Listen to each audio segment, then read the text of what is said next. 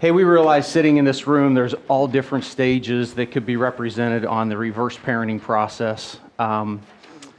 Finances are a very sensitive subject, sometimes even more sensitive than health.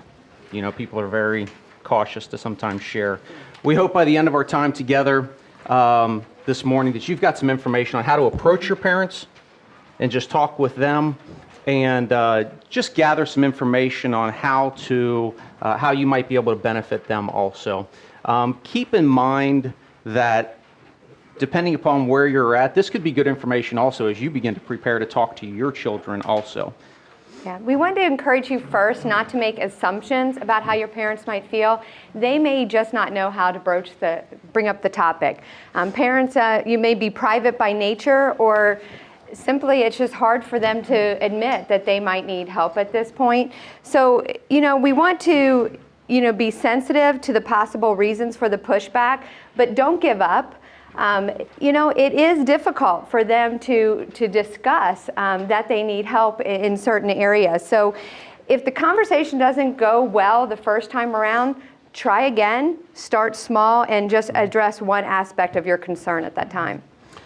For today's time, we'd like to talk about two levels of conversations. Level one is where there has been no communication with your parents, or they're very reluctant at even sharing anything, again, because finances can be very private. Level two is where there is open dialogue taking place, or you may already be playing a role in managing some of those finances already. We're going to walk through some questions to help us hopefully facilitate and gather some data. So if you would, grab your sheet. Let's go ahead and look at level one. Level one, again, is no communication, very reluctant. And, the real question is, how do you approach, your parents in this situation? The two key words that we want to look at in level one, the first one's emergency. We're looking for information just for the emergency situations. The phone call happens and you're on your way to the hospital, the heart attack happens. Where do you go and what information can you gather to help in that emergency situation? The second word that we want to hopefully encourage you with is humility. We've seen time and time again, those that approach the subject with humility sometimes have the best results. It's a bottoms-up approach, not a top-down approach. Mom and Dad, I got to have this information, in case of an emergency. No, it's a bottom-up approach from a humility point of view. I'll give you a quick example, like legal documents. That's always a top discussion. We've had some clients that really approach their parents from this perspective. They might say something like, hey, Mom and Dad, I was recently updating our wills in a trust that we have. And it kind of got us thinking a little bit, how did you approach this subject? What was important to you when you started going through that process? And hopefully when you begin to look into the window of the answer to that question, you begin to see a little bit of, oh, maybe they didn't have any legal documents. And then from there, you can kind of go, well, what is important to you towards the end? And some of the questions she had were perfect. So that humble approach, bottom-up standpoint of view, hey, can you kind of give me an idea of where you're at? And hopefully that will spur on some other conversation and dialogue and questions also. So we'll go ahead and jump in, and again, main reason for today is just give you some questions to try to help facilitate those discussions. So, but as Mike said, again, taking these and addressing them from that humble perspective. But level one, some of the things when there's an emergency that arises that we would look at maybe possibly having is first asking your parents, do you have any advisors that you currently work with on your finances? And that's, the financial advisors, the attorneys, the accountants, the insurance agents, the broker, whoever they're working with in that realm, and starting to try to just gather a list of what is their name, what's that contact number. So again, if your parents are closed off and not interested in sharing that financial information with you, just who can you contact to be able to ask or find out where things may be? And is there one person out of those, out of all the different advisors they have, that may have that big picture approach of where everything is, that they can help the family in facilitating that? So gathering a list of those names and contact information. And then one thing I want to add on here, which tends to be something that we run up against as an obstacle there, is finding out if they have given permission for you to talk to that financial advisor or someone, do they have a privacy consent on file that you can actually share information or find out that information? Because that's something that can kind of be a little misconception, but think of it from the health perspective. On the side, HIPAA, how many times do you go to the doctor and you have to sign a HIPAA form? It's the same with an advisor. If we have a family member call us, we legally are not allowed to discuss or share any financial information unless we have a privacy consent on file. So we really try hard to get people to, give us 1 or 2 names of people that we can share information. That does not mean that your parents are giving over the ability for you to transact business on their behalf. That's not what we'll talk about that a little bit later. That's more the financial document. All that is doing is just saying if there's a question or a concern, can we call up, can we find out that information, and can you discuss that with us? So the next documents kind of has having the discussion with your parents is, do you have the legal documents in place? Do you have wills, durable power of attorney, durable power of healthcare, and living will? Kind of those documents. Jeannie talked a little bit more about the durable power of healthcare and living will. I'll talk a little bit more about the power of attorney. So the durable power of attorney is what is going to help assist your parents with the finances. So, and it may be you, it may be somebody else that they've listed to be their executor and handle that. But finding out if they've put that in place and who it would be to handle that information.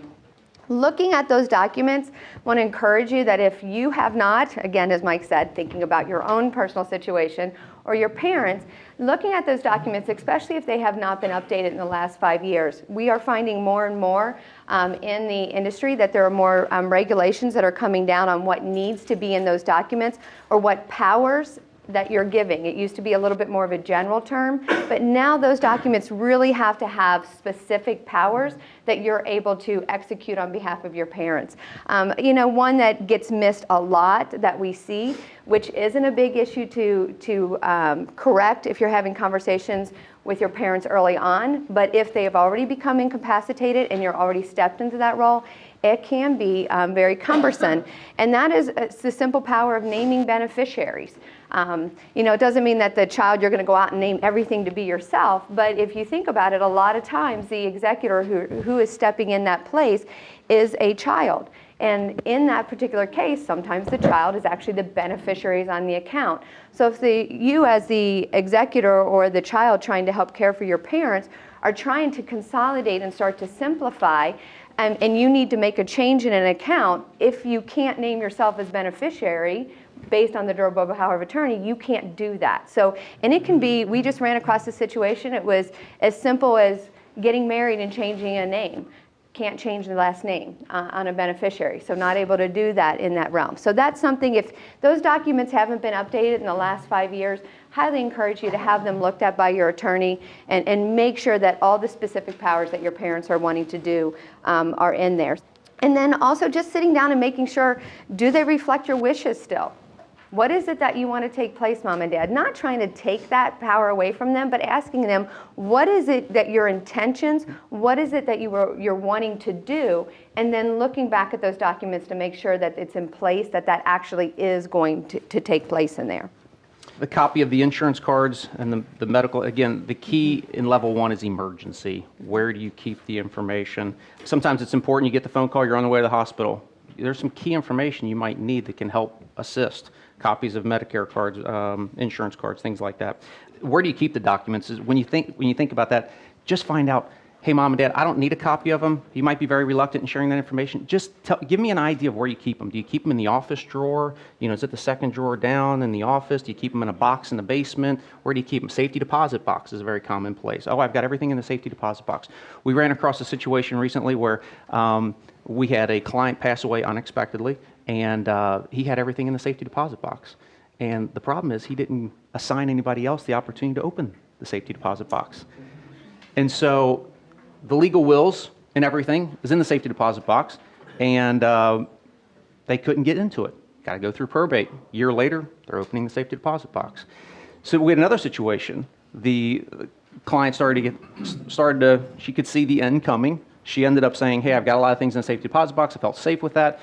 We did assign someone else to open it up. Great. Went to it. They were like, you need the key. Where's the key? Bank says, we can't give it to you. You got to have the key.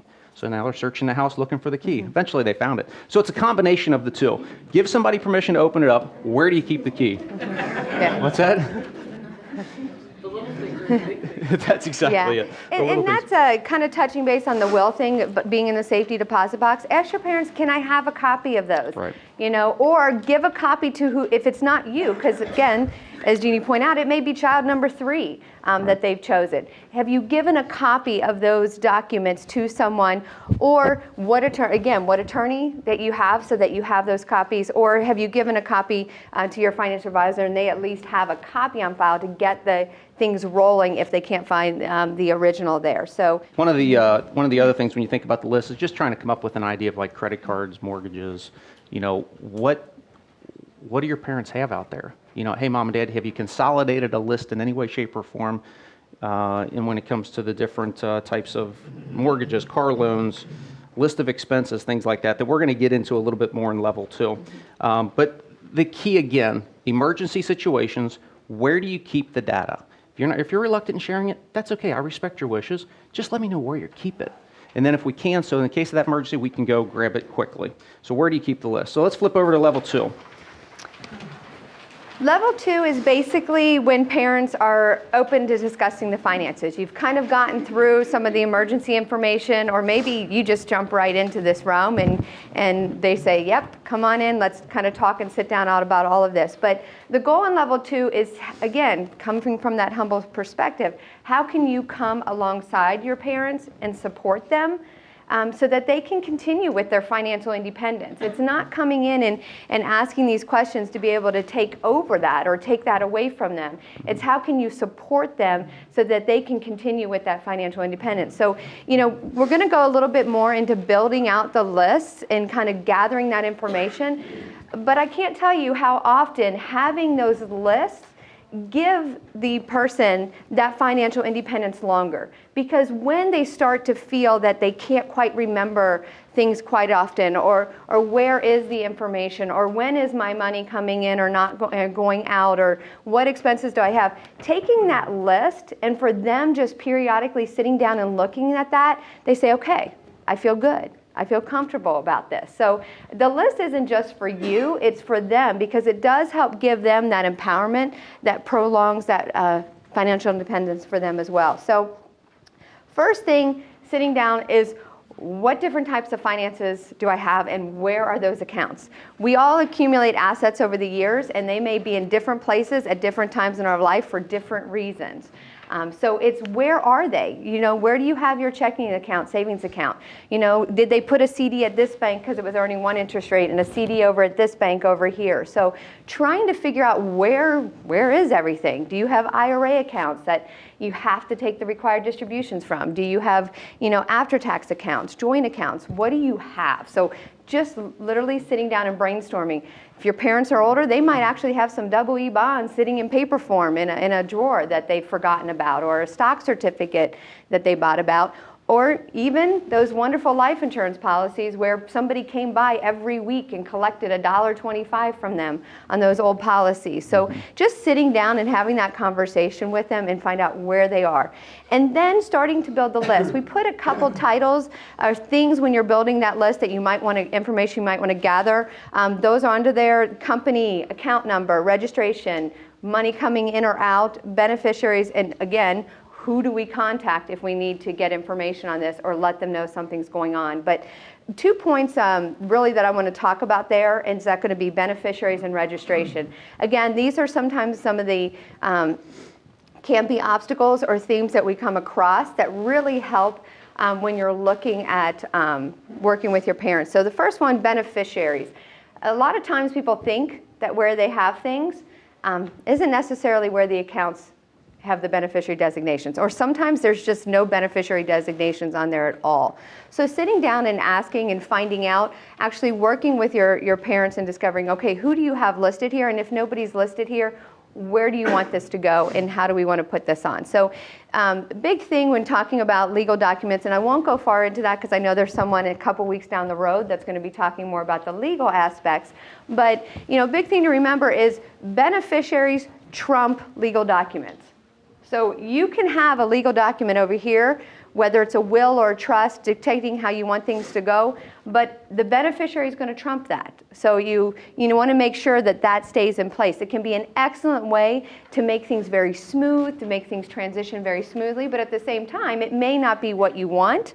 And we have seen that where we've had people say, well, they thought they changed it, and it wasn't changed. So the other thing, the downside of not having a beneficiary is then everything's going to be read through your will. We'll have people that will come in and say, I don't need a beneficiary because I have a will, or I'm just going to have it go to my estate because I have a will over here that says how I want things to be listed. Keep in mind, if something goes through a will, it has to go to the courts to be read out. So a court has to decide, they call that probate. It's going to have additional fees, and it's going to become public record. So not everybody really wants the people in their neighborhood or family or outside family to be able to pull up online and find out exactly what their parents had and how it was distributed. So if it goes through by a beneficiary designation, it stays outside of probate. So working with your parents along that line.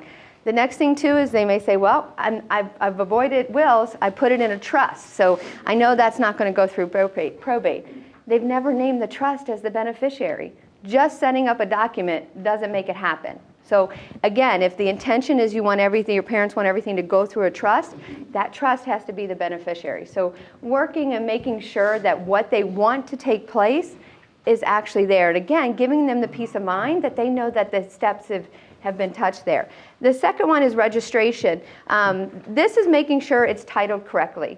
There are a lot of things like checking accounts, savings accounts that do not, like in official terms, have a beneficiary on there. You can add beneficiaries onto those type of accounts. You typically hear them called TOD or POD, payable on death, transfer on death. You're adding a beneficiary to something that typically wouldn't have that. And this can be helpful depending on your situation. If you're an only child or in that realm and your parents, they say, we want you to help you with our checking account so that you can help us pay those bills in that area. Having a joint account may work if you're an only child. If you're not an only child, you can still have the ability to help your parents and have authority to write checks and help them on their behalf, but they own the account. It is now a transfer on death that gets divided among the siblings. Can kind of make those situations go a little bit smoother, especially if all the siblings aren't necessarily all on board there. So it makes things go a little bit smoother in that realm. So that area, again, just kind of taking a peek, really looking at those two areas can be very helpful when you're getting all of your parents' things together to think about that. The next question is, as you make this list, what are the different types of insurance products you have? We have the first one's life insurance. We have a client, she's got, I think the oldest life insurance policy on our books right now is like from 1946. Mm-hmm. Parents took it out. It's a $2,000 whole life policy her parents took out when she was born.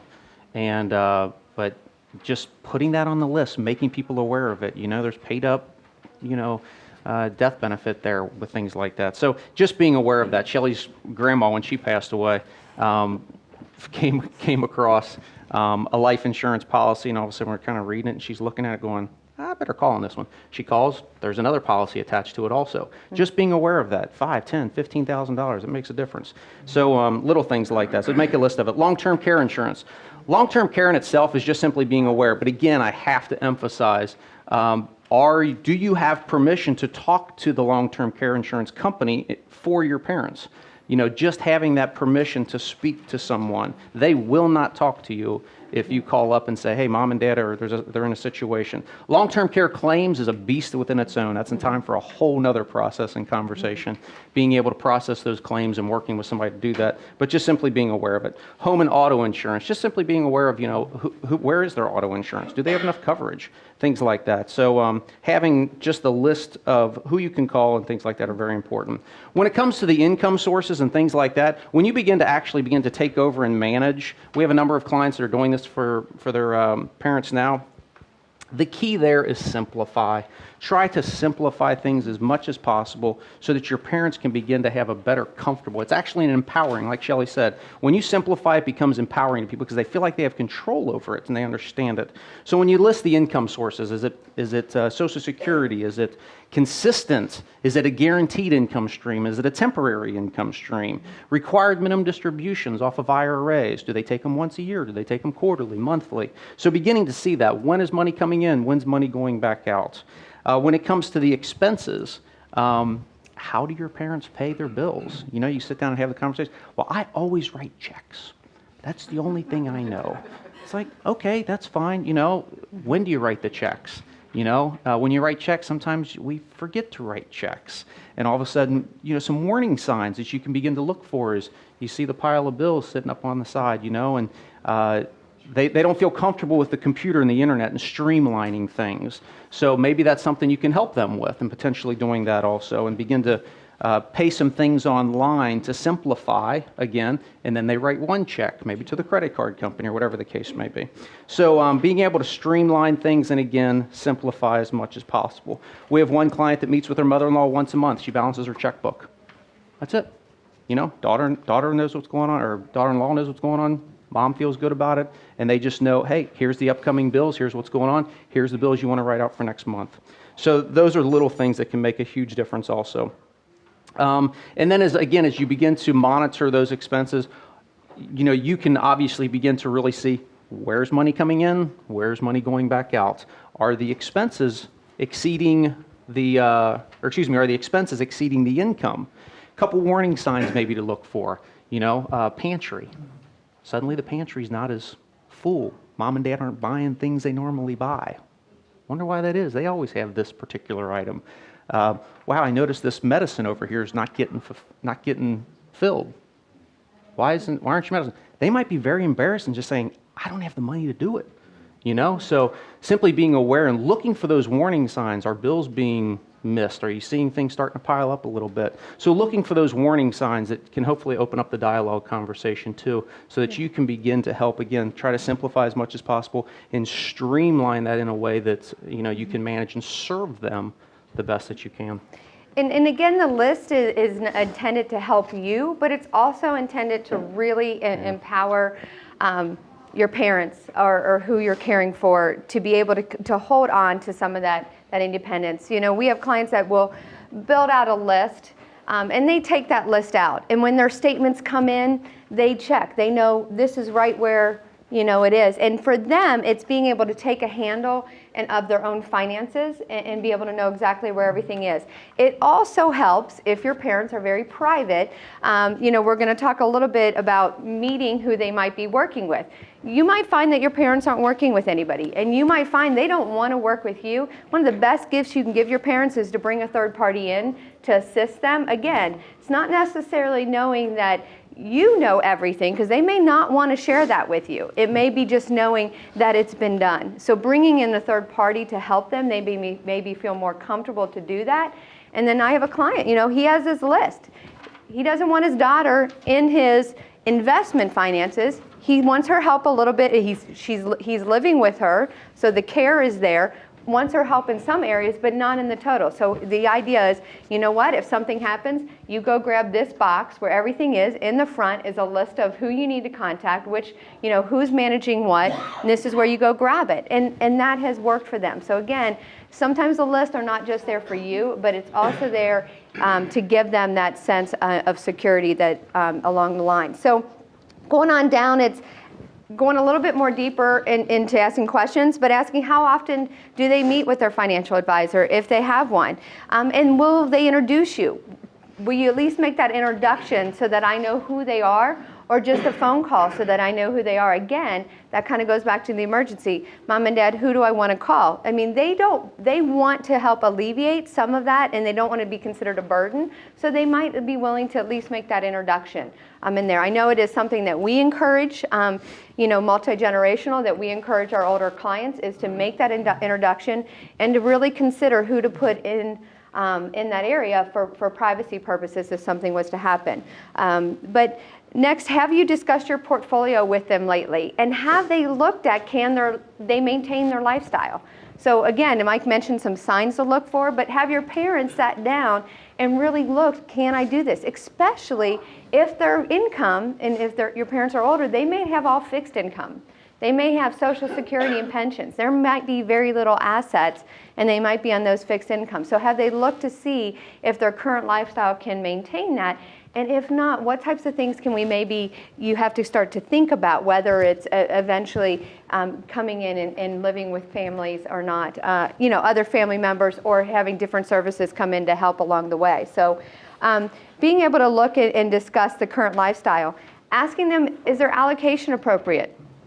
The last 6 years have been great in some certain areas of the market. Have they looked at their allocation? Are they taking too much risk? If your parents are in closer need of needing their assets, then that volatility needs to come out.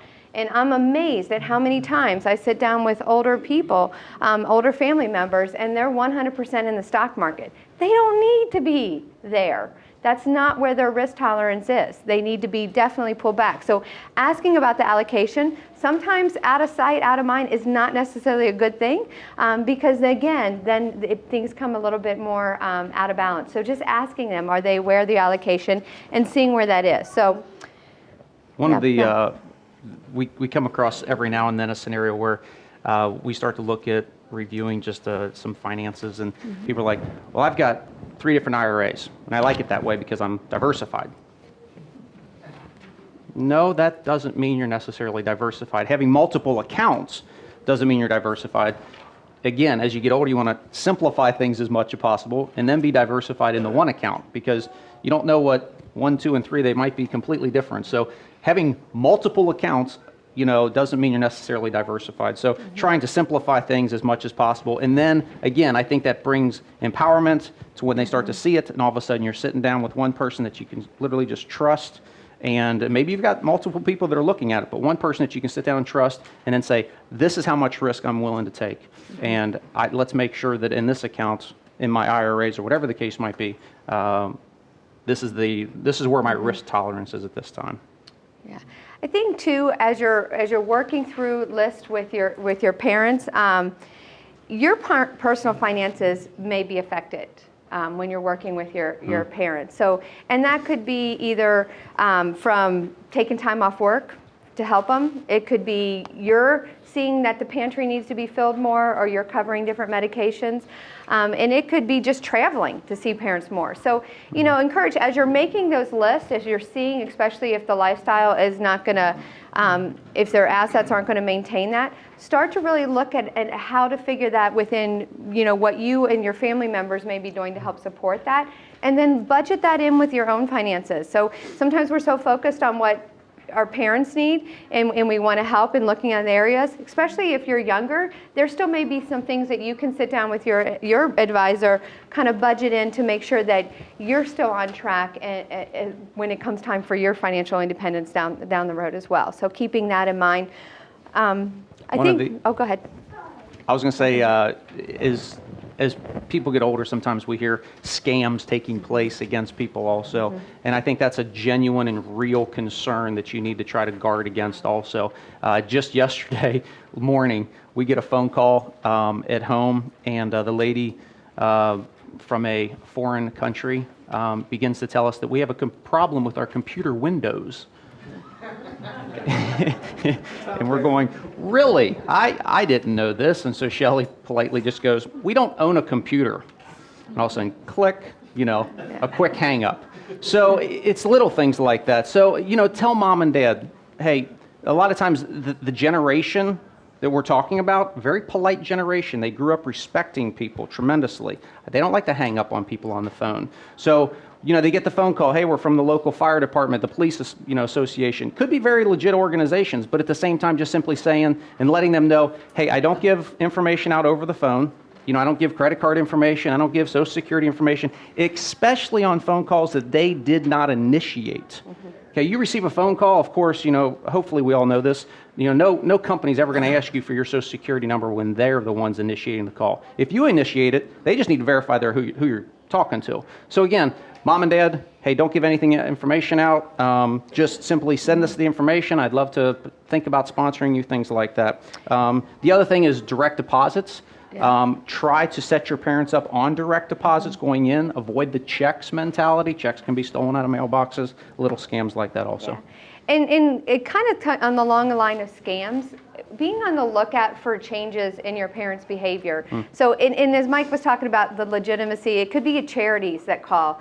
Again, I don't give anything to something to initiate, but, mail me something. Send me something in the mail, and I'll take a look at it. But, he was talking about just yesterday, we were kind of laughing at, seeing things that weekend, but, I was actually in Sam's this weekend, and it wasn't a laughing matter. It was something that was quite disturbing, is there's a gentleman in front of me, and he's older, he's a veteran, he's checking out in Sam's, and he wants to pay with his credit card. And the person's saying, but if you open up this card, you'll get $40 off your order today. Well, I want to pay with this. And the person keeps saying, but you can get $40 off with this today.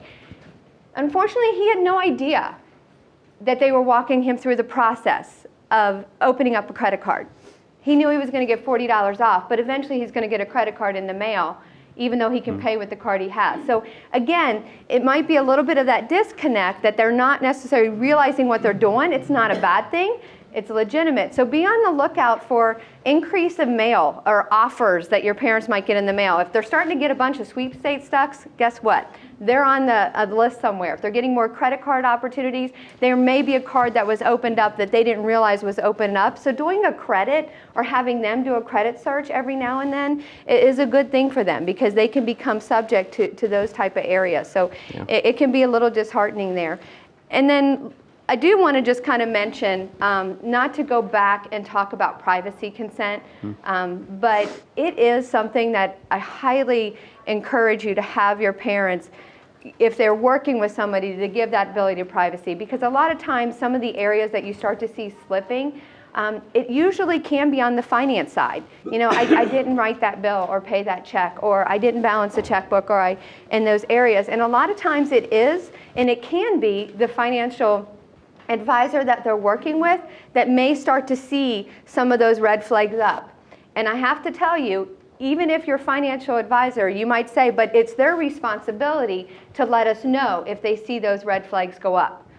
If there is no privacy consent, and I don't mean to belabor that, but if there's no privacy consent, they legally cannot reach out to you and let you know what they're seeing as a concern. If you call in, they can't even tell you if you ask, if there's a concern, that there might have been some erratic behavior on there. So without that privacy consent, they can't share it.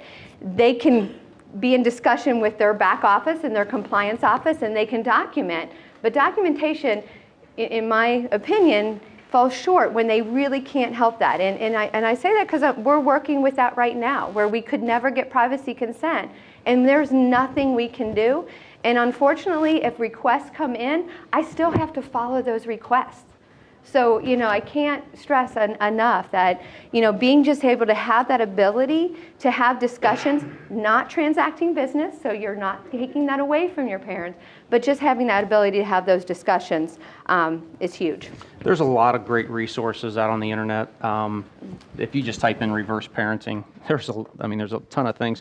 One that we've come across in the past is AARP. How many are card-carrying members? That's right. AARP is actually, honestly, just got a very good resource out there. It's called Prepare to Care, a planning guide for families. And honestly, in this, it gives you, it's free. You can call them up, ask them for a copy of it. It'll give you, suggestions on things to say, or how to create this list. What am I looking for? Things like that. This isn't the only one. There's so many other ones out there also, but I think that's a good one also.